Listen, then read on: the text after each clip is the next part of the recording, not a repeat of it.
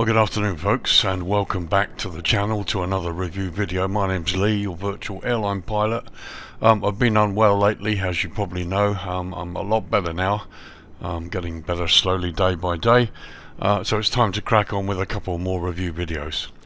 Today we're in the United States. We're in Florida, and this is Tampa International Airport, Kilo Tango Papa Alpha.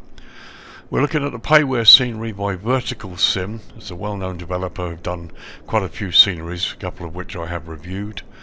You're looking at version 1.1, and this is for the PC version and its Xbox as well. PC version is available from SimMarket and also from Flightsim.To. If you want the Xbox compatible version, then you get it from Flightsim.To. Download is 1.4 gigs and it stores at 3.56 gigabytes, just under 4 gigs. I'll give you the SimMarket price as always because it includes VAT and tax. And the price is €24.71, which equates to roughly $26.30 US or £21.91 UK. US and UK prices are estimates, and they do include VAT or tax, which of course may vary depending on your country of purchase. As I said, available from SimMarket and Flightsim.To, with the Xbox compatible version available from Flightsim.To. So let's look at some of the features.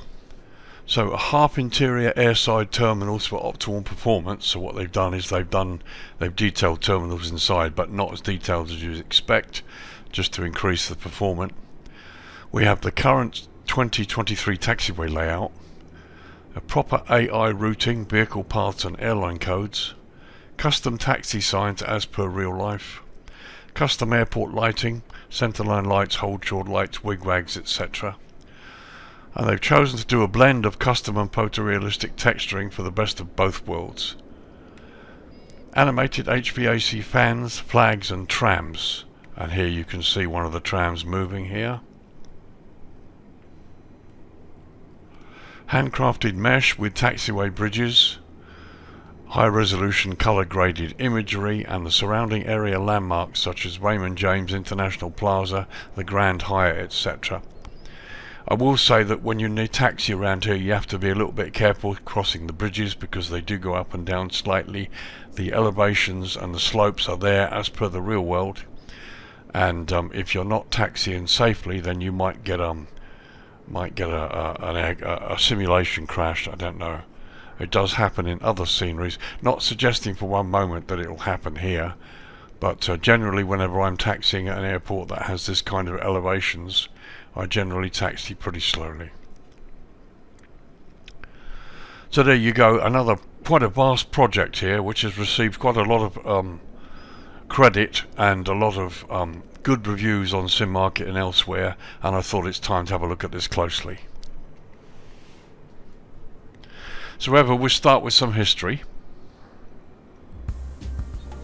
Tampa International Airport, Kilo Tango Papa Alpha, known as Drew Field Municipal Airport until 1952, is a public-use international airport owned and operated by Hillsborough County Aviation Authority, known as the HCAA, and is located some 6 miles or 9.7 kilometers west of downtown Tampa in Hillsborough County, Florida in the United States. The airport serves 93 non-stop destinations throughout North America, Central America, the Caribbean and Europe, across multiple airline carriers. Tampa Bay is the birthplace of the commercial airline service when pioneer aviator Tony Janus flew the inaugural flight of the St. Petersburg-Tampa airboat line on the 1st of January 1914 from St. Petersburg to Tampa using a Benoist flying boat, the first scheduled commercial airline flight in the world using a heavier-than-air aircraft. In 1928, the city completed construction of the 160-acre or 65-hectare Drew Field Airport. It was named after local developer John H. Drew, who formerly owned the land on which the airport stood. The more popular Peter O. Knight Airport was opened on Davis Island near downtown Tampa in 1935, where both Eastern and National Airlines operated until 1946. The United States Army Air Corps began negotiating for the use of Drew Field in 1939 during the build-up of military forces prior to World War II. In 1940, the city of Tampa leased Drew Field to the US government for 25 years, or until the end of the so-called national emergency. During the war years, the airport was expanded and modernized by the USAAC. After World War II, the military vacated the facility and Drew Field was returned to the city of Tampa. Since the airport had been greatly expanded by the military, it became the area's primary airport. In 1950, the airport was renamed Tampa International as Trans-Canada Airlines began international flights into the airport. From 1952 onwards, the airport underwent significant expansion with the new terminals and the addition of some 30+ departures a day from airlines such as Capital, Delta, Northwest and Trans World. Today, the main terminal complex comprises 4 airside areas, A, C, E and F, around a central structure. Cargo and GA areas are located to the east of runway 19 left and right, and that's this area here. Eastern Airlines joined the fray with flights using the Lockheed Electra. Later, Douglas DC-8 jet aircraft expanded destinations to Chicago, Los Angeles and Mexico City. On July the 15th, 1972, the 207-foot tall or 63-metre air traffic control tower opened, the tallest in the United States at the time. The Host Marriott Airport Hotel and its revolving rooftop restaurant opened in December 73, with triple-paned windows and soundproof guest rooms. Northwest Airlines and National Airlines brought the Boeing 747 jumbo jet to the airport late in 1971, with the introduction of the Boeing 747, the McDonnell and the McDonnell Douglas DC-10. This was followed by the L-1011 Lockheed TriStar a year later with Eastern Airlines. National Airlines began its own transatlantic DC-10 service to Amsterdam and Paris in 1977. As of 2021, the airport is served by over 22 airlines including Air Canada, Alaska Airlines, British Airways, Cayman Airways, Southwest Airlines, Virgin Atlantic Airways and WestJet, to name but a few. In 2021, the airport handled over 21 million passengers and over 220 million tons of freight, or £485 million. So there you go, that's some history for you. This airport's been around a long time and had a lot done to it, especially since the military was here. And as you can see, when the weather's like this, completely open as it is now, it sits in quite a beautiful location. It's a highly detailed and well developed product, and we're going to have a close look at it. But for the moment, let's talk about runways. So as you can see, I've turned the lighting down a little bit. It's now 6:30 in the evening local time. This is March 2023. So runways. Tampa International Airport operates 3 runways. Runway 19 right, 01 left is the longest, measuring 11,002 feet or 3,353 meters, and is made of concrete. Runway 19 left, 01 right is the shorter one, coming in at 8,300 feet or 2,530 meters, and this one's made from a concrete asphalt mix. Finally, runway 2810 is the shortest of them all. It's cross runway, measuring just 6,999 feet or 2,133 meters. Runway 19 right, 01 left, and we're looking down the throat of it now, and runway 19 left, 01 right are all RNAV and ILS equipped at all 4 ends, with runway 01 left certified up to Cat 3 and runway 19 left certified up to Category 2 low visibility operations. Runway 2810 is also RNAV equipped but is available only for aircraft under 34 tons or 75,000 pounds. So let's look at the runway ends in detail. Here we are, runway 19 right, which features high intensity runway lighting, medium intensity approach lighting system, the centerline lighting and precision approach path indicators on the left side. And here you can see the medium intensity approach lights.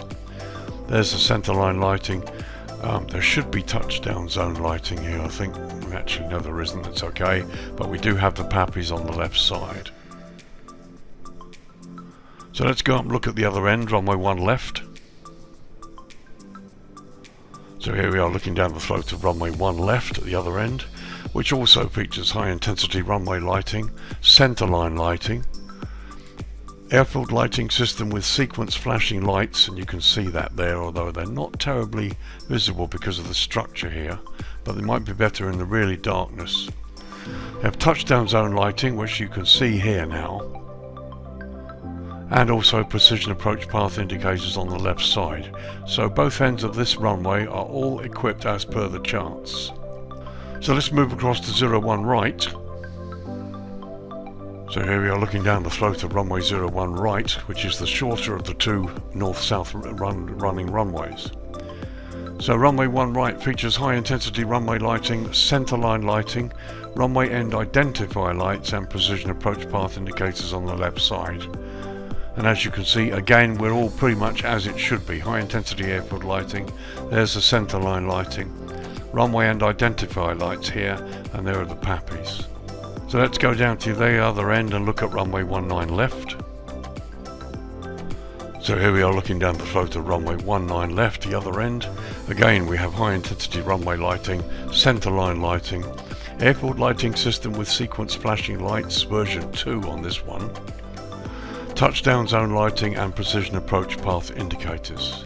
So everything I can see there. I can't see the touchdown zone lighting. Let's go a little closer. Okay, I can just about see the touchdown zone lighting, but it's not quite as clear on this one. Let's have a quick look at runway 28. So here we are looking down runway 2810 that goes right across. Both ends of this runway have high intensity runway lighting and precision approach path indicators on the left side. So you can see that there. Not going to bother about going down the other end because I know exactly that it's right.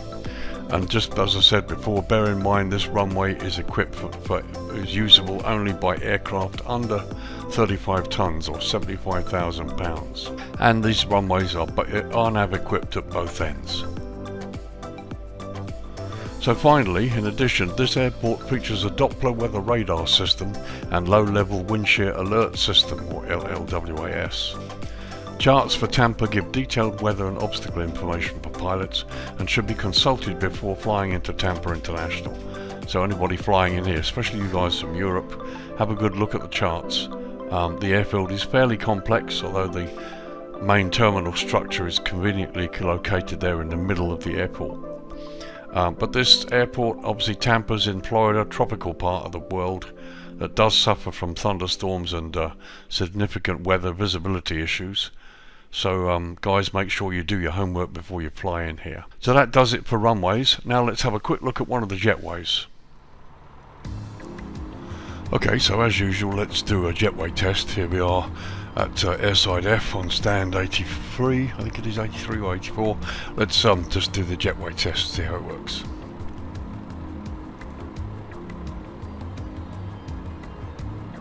So jetway looks good. As you can see, this got the stairs going down. They don't go into the concrete, or not yet anyway. See how this connects. In general, the stairway looks in good condition.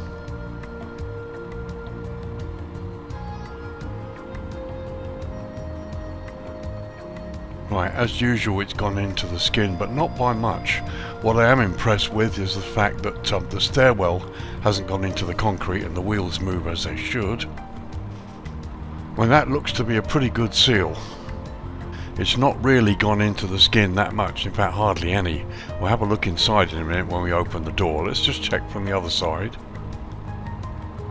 I mean, that looks pretty impressive. That's pretty good. Jetway itself looks quite good. It's fairly ordinary. There's no advertising signage on it, but I'm not sure if there is in the real world. But that looks perfectly acceptable.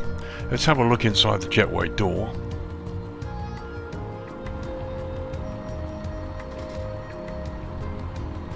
As you can see, that's not too bad.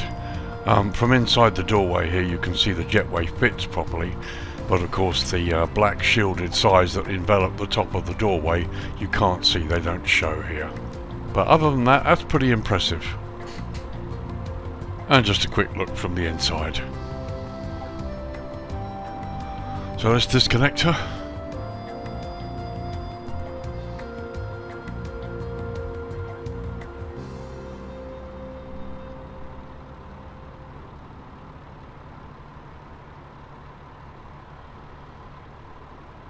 And there you go. So the Jetway animation works quite nicely. No issues there really. And to be honest, when I flew the Airbus A330 in here the other day, again there were no problems with the Jetway connection. So that does it for Jetways. Okay folks, so there we go. We've looked at runways and jetways and some of the history of this airport.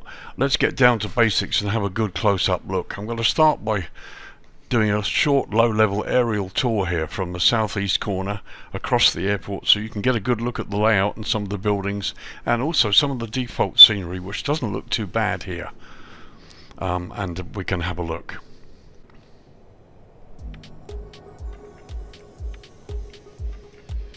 So as you can see, the detail is really nice. Some of the buildings that they've added here, I mean, it's really impressive. I really like this. Just going to sort of try to keep a little bit silent and just let you enjoy what we're going over. They've done an amazing job on this. It's one of the most detailed airports I've seen. Little bit of juddering, as you can see, but then it's mainly because of the detail, and I actually haven't defragged my drive before I did this review, something I should have done. But very, very nice indeed.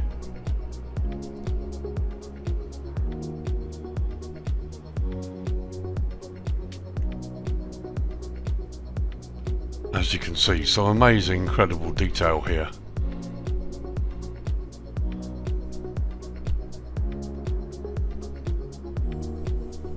That's just really impressive. Some of the fuel farm bits and pieces there.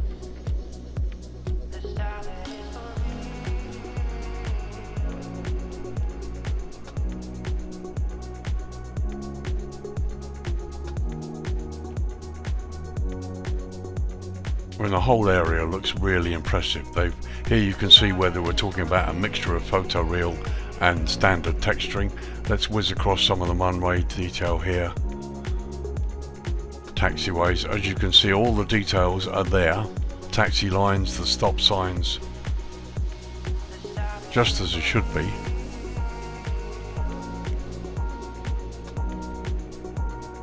Let's have a slow approach to this part of the terminal here.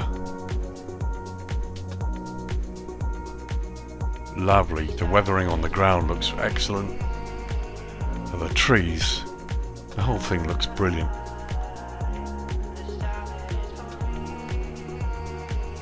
Okay, so here we've got road signs as well as the palm trees.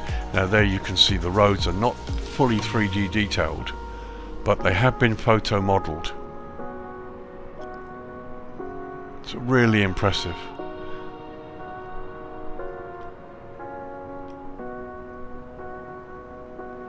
There you can see one of the bridges that goes across.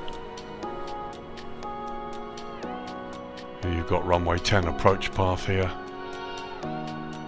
There's one of the trams.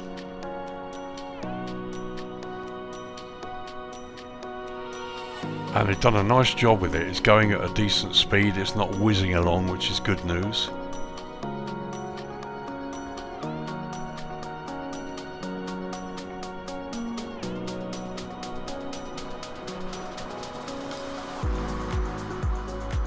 So here's a quick look at the western side of the field. As you can see, the roads are beautifully modelled. There's some terrain issues here and there, but most of this is for default. But it looks good. They've added the signs and just enhanced this a little bit. So let's once again approach the central area, this time from the southwest, and you look at the road traffic and you can hear the cars. It looks good. It really does look good, and it looks as though the cars there are on top of the bridge, not underneath, which is a common problem you see at many other airports, but not here, pleased to say. Multi-storey car park, palm trees, and the roads, okay, as I said, they're not fully 3D modelled, but they look good. It works. For me, it works on this time.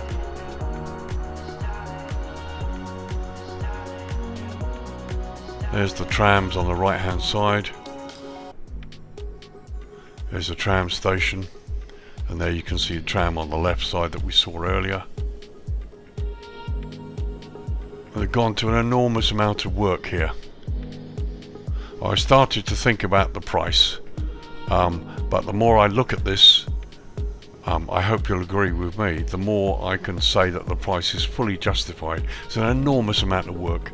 Okay, one little issue there, the tram has gone through the taxiway instead of under it, but I think we can we can forget about that for the moment. There's always going to be anomalies that need to be overcome, but by and large, I mean, look, you can see the tram follows the tram course. Look at the detail on the buildings, and we haven't even looked inside yet. Moving flags there, road signs.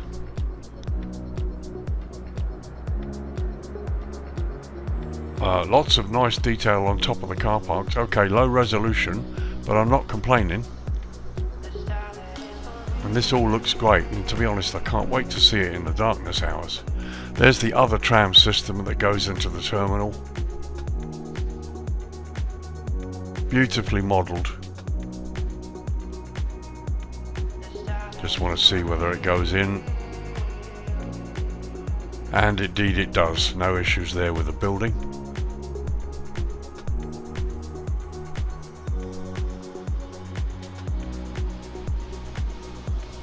So as you can see, really quite impressive, very impressive indeed.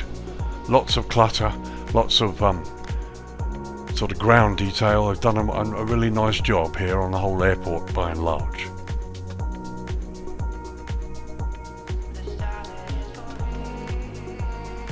So let's just have a little pan across this area here, have a look at the cargo, and also the maintenance areas here. Again, nice modelling. Aircraft inside the hangars, which is good, and you can see various bits of engineering maintenance detail. There's the blast fence where they take the aircraft in and do an engine run, and the whole thing is designed to contain the jet blast. Again, nice use of palm trees, fencing. It's really nice.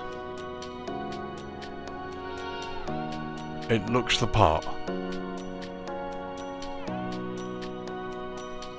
Very nice indeed.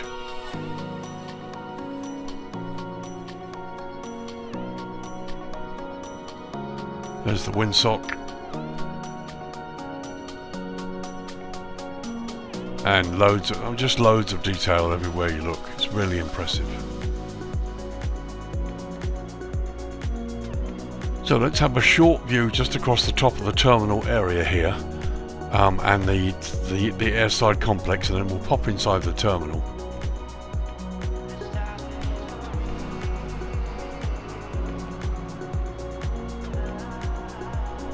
So as you can see, the attention to detail on the buildings is really quite good. It's as good as any I've seen.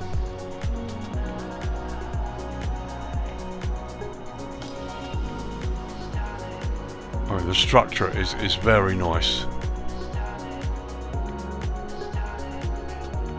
Detail's fantastic.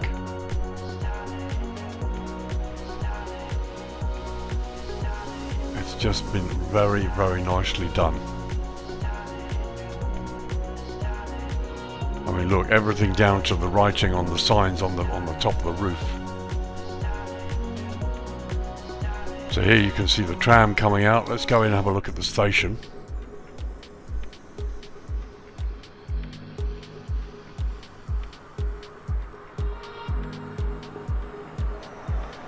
I mean, that's impressive. It's been done inside as well.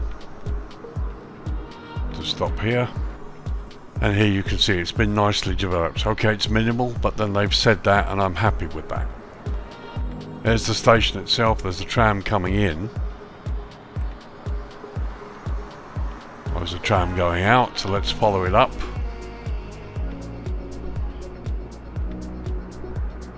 And another one coming back the other way. And these are details that I really like, especially when they're done well. I mean, they've left no stone unturned here, as it were. You know, they've really done a job. Not just the tram and the lines and everything working. Okay, so that's the station's not entirely done inside here.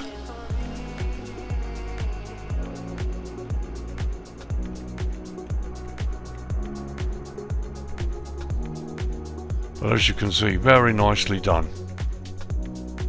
So let's go into the terminal and have a look at some of the internal detail.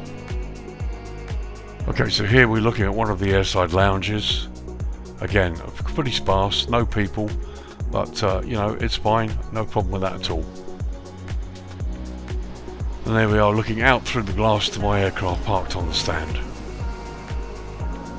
And that's nice. Going into the main terminal complex here, we can see seating, the doors to the jetways, and we've got a man, just one, bless him.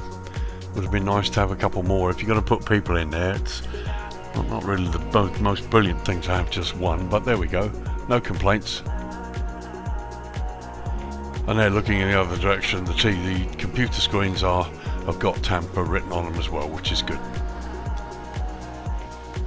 So just a look at the far end of this part of the terminal here.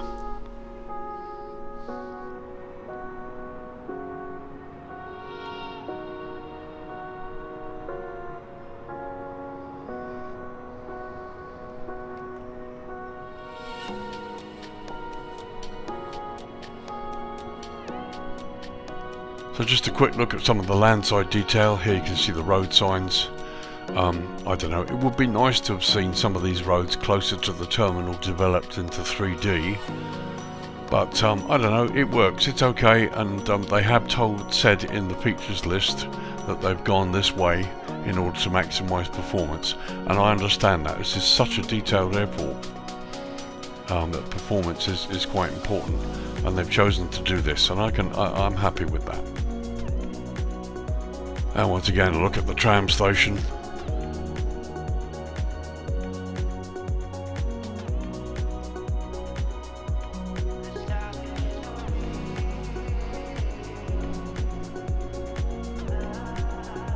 And the detail, the structuring, the structures are really nice.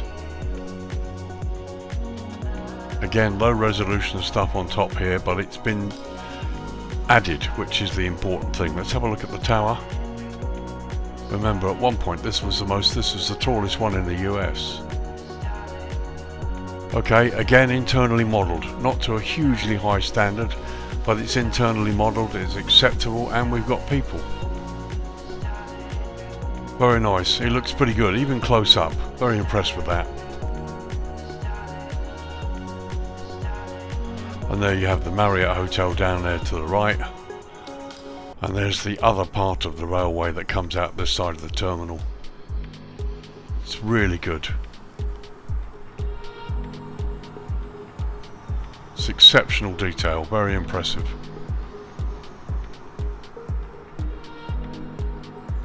So let's have a little tour airside and have a look at some of the ramp markings. As you can see, the ramp markings are excellent, as are the taxiways. I mean, I've been to Tampa, so I know what this is like. Okay, it was a while ago, but I'm familiar with this airport, and I've flown into it in P3D as well, in the simulator. I visited Florida many times a few years ago. My ex-wife worked for the airlines. As you can see, lots of ground clutter. All of it looks really good.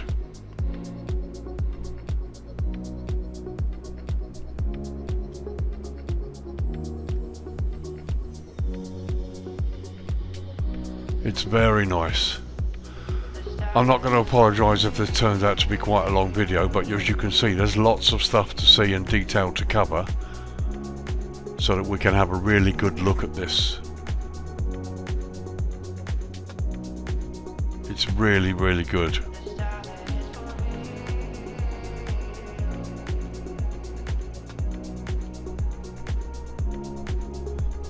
Very impressive. A little bit of juddering, but as I said, to be expected really. The sheer amount of detail is just incredible here. Some of the signs on the taxiways, let's have a look. All correct, lots of markings, proper markings. Now here, we take a little run up here, you can see this actually does rise over this embankment. I taxied across here to get to airside F. Now, as you can see, it's rising up and it's rising up. So they've done this quite well. This is a bridge, and as I've said, you're going to have to be careful that your aircraft model doesn't suffer as you go over this bridge, because it goes up and then it goes down the other side. See, there's quite a pronounced slope there.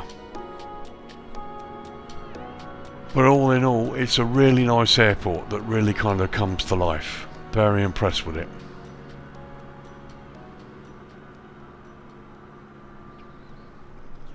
So there you go, that's a daytime tour for you. As you can see, it's stunning.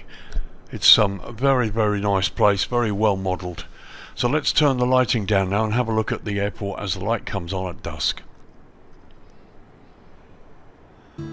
So here we are, the same view. This is just 6:30 in the evening local time. The sun's pretty much about to set. As you can see, it's just a very beautiful, subtle lighting here. And here you can see the runways and taxiways. All the lighting is as it should be. Plenty of green centerline lighting, so taxiing around at this time of the day or in the darkness hours shouldn't be a problem. All of the signage is lit. And a quick look out to the west, and there you can see the sun sinking in the distance.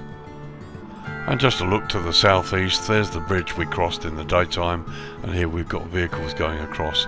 Not crazy about these vehicles doing this, but I understand. I mean, I think they can be turned off or lowered down. But I do like the ambience of vehicles going around. It's just what I do get annoyed about is when they enter the runways. But as you can see, some very nice subtle lighting. So as before, let's just do a little tour across the central area. There you go, stand lighting looks really good. No Asobo globes over the airside areas, which is good. Some very nice subtle lighting, lovely to see the moon reflecting off that bit of water there. Animated flags, as you can see.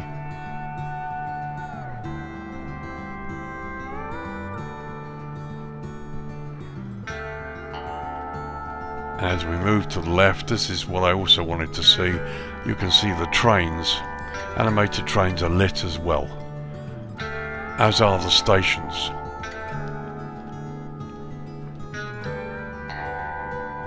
Some very nice subtle lighting here everywhere you look. What a job they've done.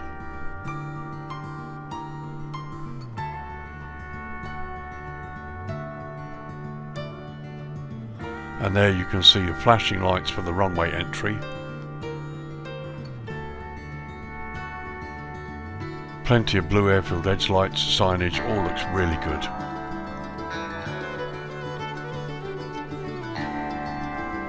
And everywhere you look, some very nice subtle lighting on the ramp and the landside areas and the way the buildings are lit. It's not been overdone, and I think that's what I like. There's a balance here that they've managed to strike in a way that so many others haven't. Just absolutely stunning. So here's the Marriott, and here we've got parallaxing on the windows. I mean, that's impressive. It looks good. Okay, it's going to blur the closer you get, but from here, it's really impressive. So this is just landside of some of the terminal area complex. Again, not terribly well detailed, but then you're not really going to see this because it's really tucked away amongst the concrete. But at the same time, they've still chosen to model cars. It's great, it's wonderful. And here you can see some construction work that's been going on, building materials, bits and pieces, and again it all looks really, really good. And just another sort of airside look at the Marriott there. You can see the little pool down there, which is lovely, and the light reflecting off it, and the trains, the animated trains going backwards and forwards. It's great. It brings the airport to life.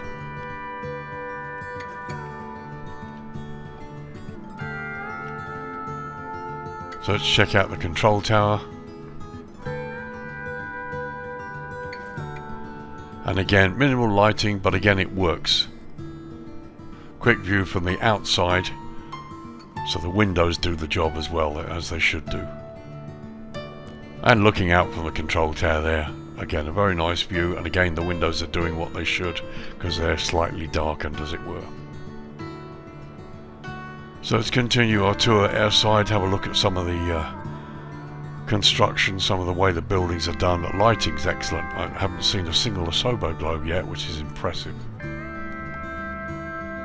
Over there in the distance you can see the fuel farm has been lit.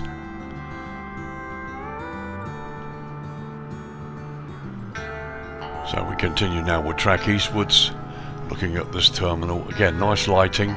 There is internal development, but it's of a minimalistic nature, and I have no complaints for that. As you can see, lighting airside is excellent.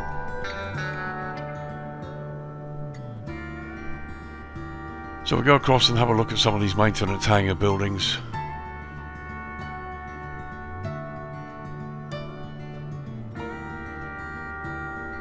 Again, very nice subtle lighting, not an asobo globe in sight. Really impressed with that.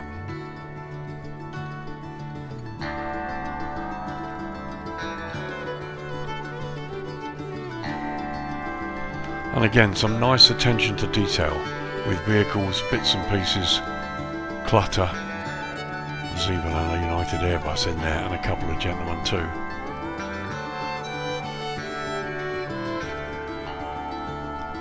Glass screen is nicely detailed, and again with the lights on top.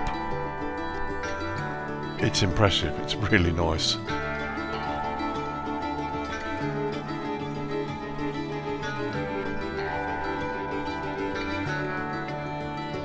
Again, some wonderful attention to detail here. It looks as real as you can get. I think they've done a nice job of using the simulator's capabilities here.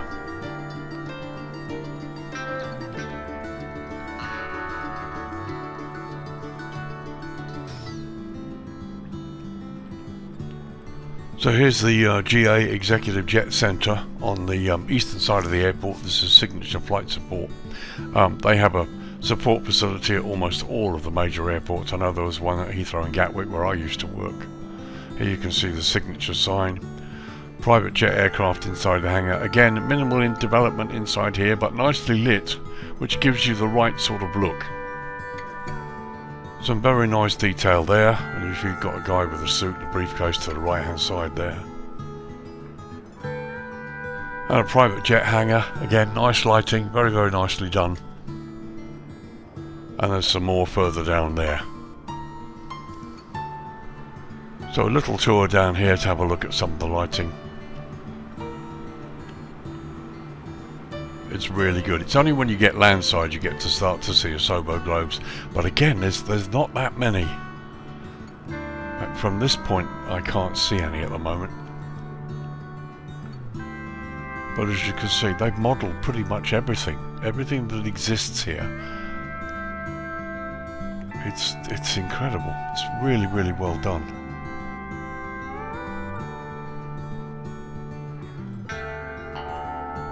So we go across and look at some of these hotels and high-rises. Okay, so now we're going landside, and again, no asobo globes yet. All the lighting's provided by proper light poles.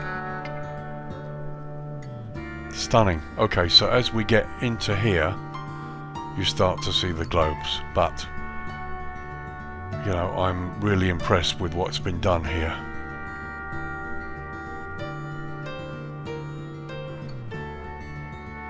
Lots of subtle lighting, beautifully done. It's really impressive. Even on the skylights there on the building. So now we get to some of the landside car parks. There's the little lake to the left.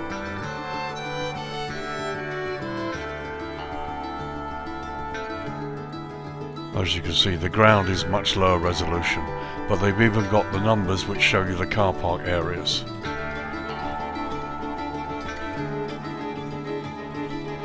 This is wonderfully modelled.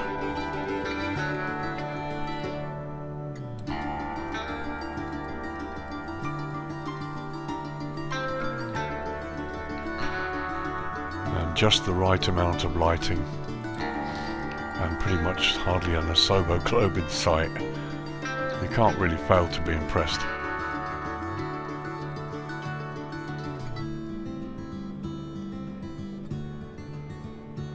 So there you go, that's dusk and it's rapidly approaching night. Let's have a quick look at night time. I don't want to spend too much time, it's been a long review. Let's drop it down to night time.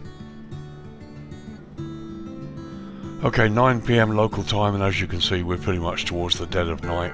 So the lighting has come up a little bit, as we'd indeed expect it should do. But as you can see, airfield blue edge lighting, centerline green lighting, taxiways, everything is lit as indeed it should be. You're not going to have any problem taxiing around here. A quick look out to the threshold of runway 28 there in the distance. Some of the hotels that we just passed over and had a look at in the dust hours. Really, really good. Let's get down to the ramp and see how the lighting's affected on the ramp. So a couple of quick shots on the ramp area here, and you can see plenty of lighting, particularly in terms of parking. It's not going to be a problem at all really, it's going to be great. A quick look across there towards the southeast there, you can get a better look at the ramp area and how the lighting is. And again, signage, taxiways, all look really good, really not going to be an issue. So there's the train, or the two trains going down the tracks, again really nicely lit. Even the road signs are lit. And going into the station there. All of the trains beautifully are lit at night, which again adds to the ambience and atmosphere of this place. Here we're just looking across the car parks and the rooftops and some of the buildings. Very, very nice subtle lighting wherever you look. And looking to the northeast, there you can see got this hotel here, and still we've got the parallaxing that's had added a bit of lighting now, and all of this is very, very nicely done. The private hangars on the other side there, again, all looks good.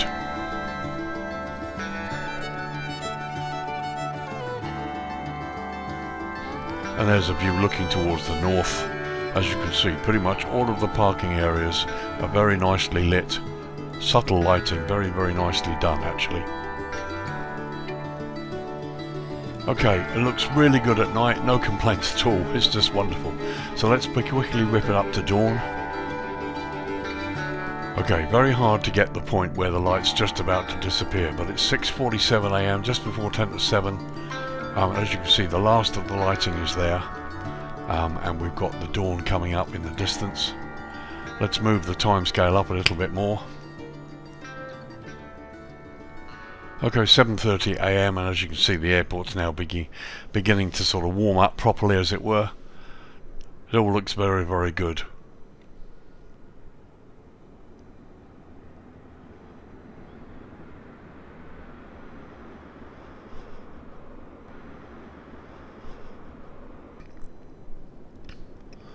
And there we are, looking northwest, so you can see the sun going onto the buildings. It all looks good. So, time to wrap this review up and give you my thoughts. Do I think it's worth the price? Absolutely. It's one of these airports that's been so really, really nicely done and very, very nicely modelled. The developers at Verticalsim have certainly come a long way since some of their last offerings, and this certainly is the best they've come out with to date. And it's right up there with some of the top developers. I understand the reasons why they've chosen to maybe use just standard photoreal, slightly enhanced on the ground textures, so that it improves the frame rate. There's a minor amount of juddering, but really not much at all.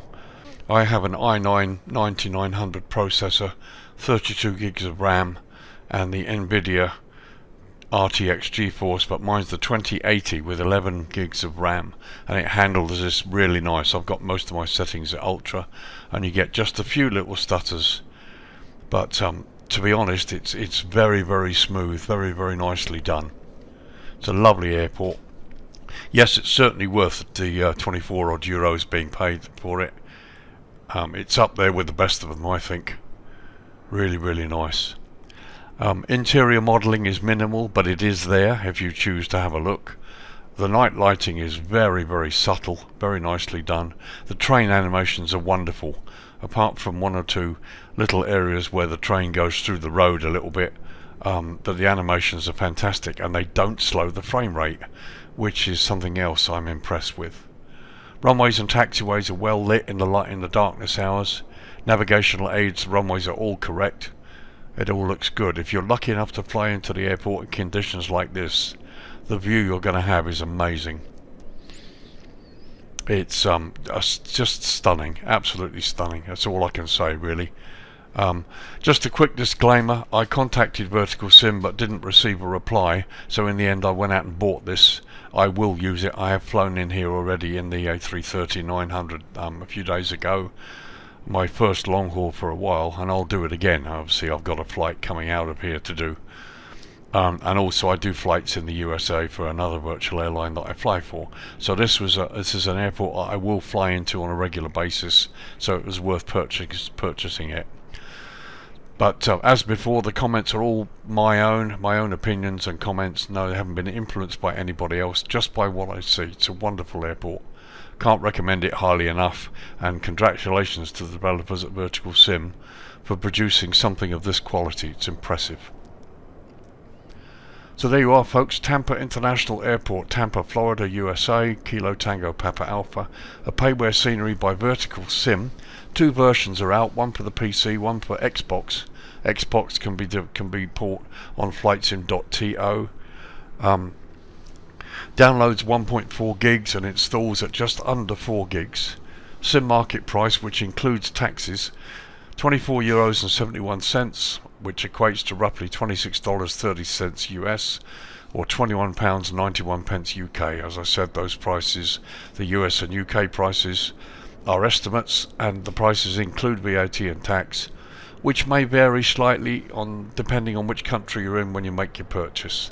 Lots of features, lots of things to like about this airport.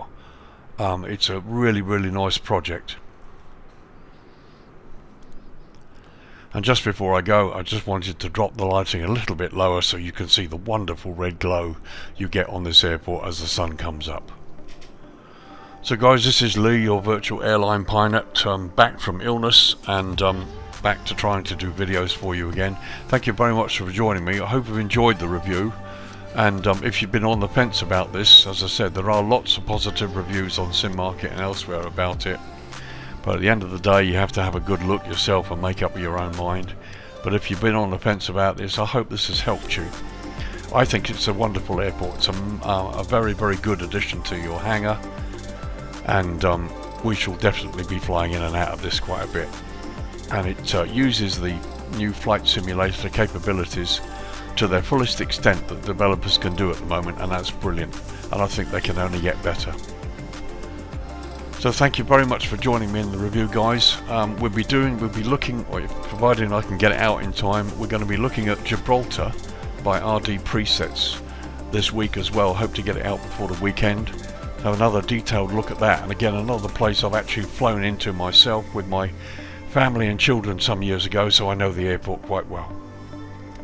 Thanks again, guys. I'll see you in the next video. Take care. Bye bye for now.